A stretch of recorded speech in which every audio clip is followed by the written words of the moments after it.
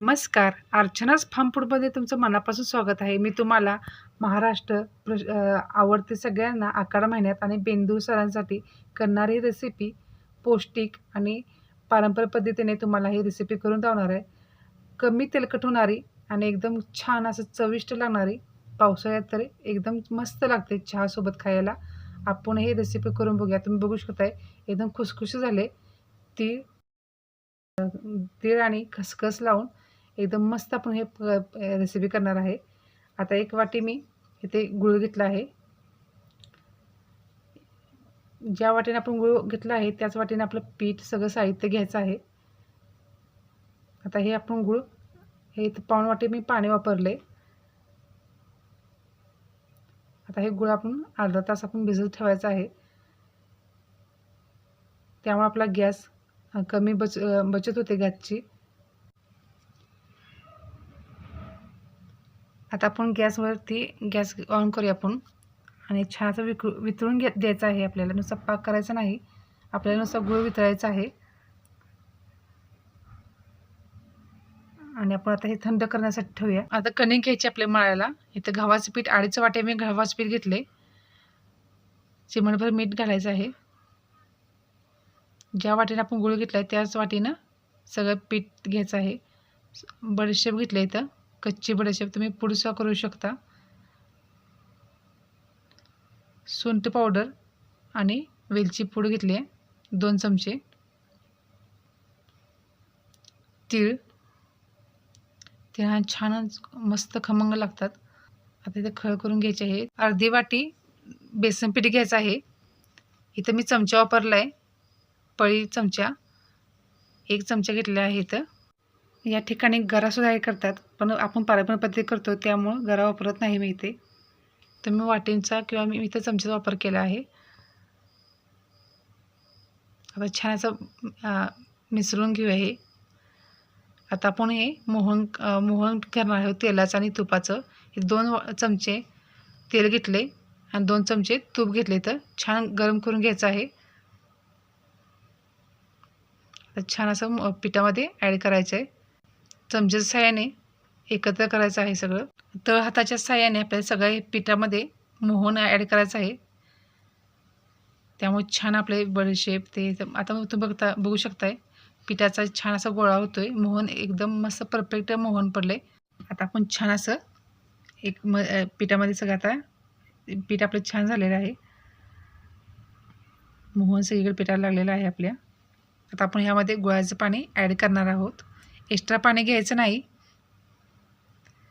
आपण हे सगळं शोधून घेणं आहे गुळाचं पाणी. त्यामध्ये खडा जर गुळाचा राहिला असेल तर पिठामध्ये लाटताना आपलं हे होतं, त्यासाठी आपण शोधून घ्यायचं आहे. हे सगळं पाणी आपण ॲड करायचं आहे. या ठिकाणी मी सगळं पाणी गुळाचं पाणी ॲड करून घेते. तुम्ही बघू शकता सगळं पाणी मी वापरलं आहे. जर तुमचं पीठ पातळ झालं मळताना त्यामध्ये कणिक पीठ अजून गव्हाचं पीठ ॲड करू शकता तुम्ही. आता छान असा पीठ आपण मळून घेऊया. जर कणिक तुमची पातळ झाली तर गव्हाचं पीठ ॲड करू शकता तुम्ही. आपण एक्स्ट्राचं पाणी घ्यायचं नाही. जेवढं गुळाच्या पाण्यामध्ये मी गोडवा कमी येतो. आता छान असं घट्टसर पीठ आपण मळून घेतलं आहे. घट्टसर पीठ मळून घ्यायचं आहे. पातळ कणिक झाली की आपले कापण्या असं कडक होतात आणि खुसखुशी होत नाहीत. असं घट्टसर असं पीठ आपल्याला करून घ्यायचं आहे. छान असं आपलं कणिक आपल्याला छान असे मळून झाले. छान असं मळून घ्यायचे आपल्याला. तुम्ही बघू शकता एकदम मस्त अशी कणिक झाली आहे आपली. आता छान आपण आता दुसऱ्या भांड्यात ठेवणार आहोत. त्या भांड्यामध्ये आपण कणिक काढून घेऊया. तेल तापत ठेवले मी. आता छान गोळा करून घ्यायचा आहे. तुम्ही बघू शकता गोळा एकदम मस्त झाला आहे.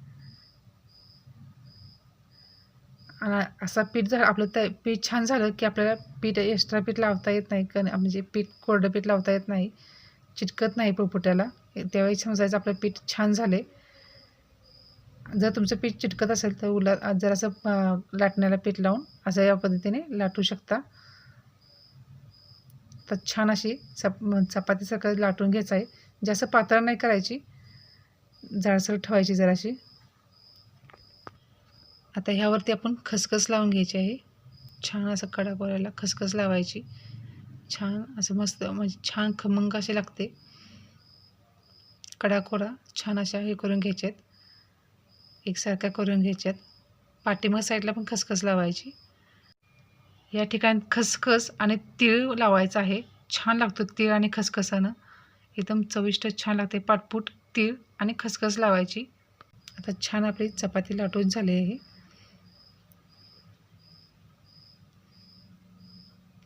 आता तुम्ही इथं जे आपले करंजी करतो त्या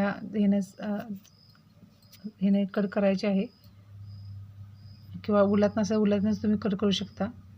तुमच्या कटर असतात त्याने पण कट करू शकता. डायमंडच्या आकारचा आपण कट करायचे आहे. आपल्याला कट करून घ्यायचं आहे कटरनं. आपल्या शंकरपाळ्या बारक्या छोट्या असतात, हे कापणे आपल्या मोठे असतात. आता छान डिशमध्ये असं काढून घ्यायच्यात. तुम्ही बघू शकता डायमंडच्या आकाराचे मस्त असे झालेत. तेल ठेवले तापत आपण, आणि तेल तळताना एक काळजी घ्यायची आहे आपल्याला. तेल जास्तही गरम नसावं आणि जास्त गॅस लोही नसावा. मीडियम आचेवर आपल्याला हे सगळं तळून घ्यायचं आहे. जर जास्त तेल तापलं असेल तर आपल्याला कापणी वरून तळली जाते, आतून कच्ची राहते. आणि मीडियम गॅस असला की आपली कापणी ही होते, अशी चेंबट अशी होते आणि छान अशी चविष्ट लागत नाही, खुसखुशी लागत नाही. म्हणून बारीक गॅस असला की आपली कापणी खुसखुशी होत नाही. आणि मीडियम गॅसवरतीच आपले सगळे हे कापण्या तळून घ्यायचे आहेत. हे टिप्स तुम्ही लक्षात ठेवा. एकदम हे आहे, मग कापणी आपली काय वेळा चेंबट होते किंवा असं खुसखुशी लागत नाही, चावली जात नाही, अशी हा होतो, कापणी बिघडते आपली. त्यासाठी आपण कापणी असं छान मीडियम आचवर तळून घ्यायची आहे. जास्त कच्ची काढले की कापणी आपली खुसखुशी होत नाही. कशी लालसर आकारामध्ये काढायची आहे, जास्त लालसर पण नाही, मीडियम ह्याच्यामध्ये काढायची आहे. तुम्ही बघू शकता आपल्या कापण्याला एकदम छान असे फोड आलेत, एकदम टमटमीत फुगलेत, एकदम छान पीठ झाले आपलं. तुम्ही बघू शकताय एकदम छान फोड आलेत. अशा कलरमध्ये आपल्याला कापणी काढायची आहे. म्हणजे गार झाली की, थंड झाली की आपली कापणी खुसखुशीत लागते.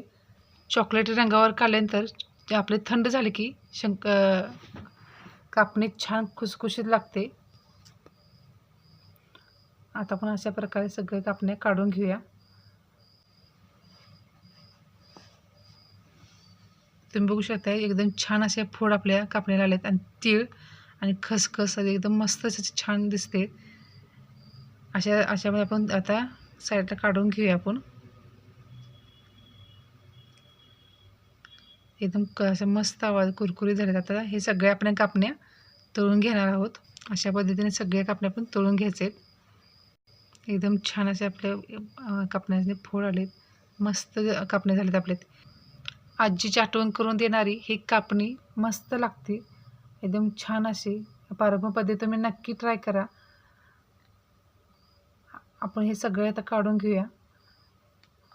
या पारंपरिक रेसिपीसाठी मला लाईक, शेअर आणि कमेंट नक्की करा. कशी वाटली माझी ही रेसिपी तुम्ही नक्की मला कमेंटमध्ये सांगा. अशा पद्धतीने कापण्या आपण काढून घेतोय. छान असं भाजून तळून घ्यायच्या आहेत. अशा पद्धतीने मी सगळ्या कापण्या करून घेणार आहोत. राहिलेल्या पिठात मी सगळ्या कापण्या करून घेते. इथं छान अशा कापण्या झाल्यात आपल्या. कमी तेलकट आणि मस्त शिव झालेली आहे आपली कापणी. आणि तिळामुळे आणि खसखसामुळे एकदम चविष्ट लागतात. तीळ तळल्यामुळे एकदम चविष्ट लागते. आणि थँक्यू, धन्यवाद.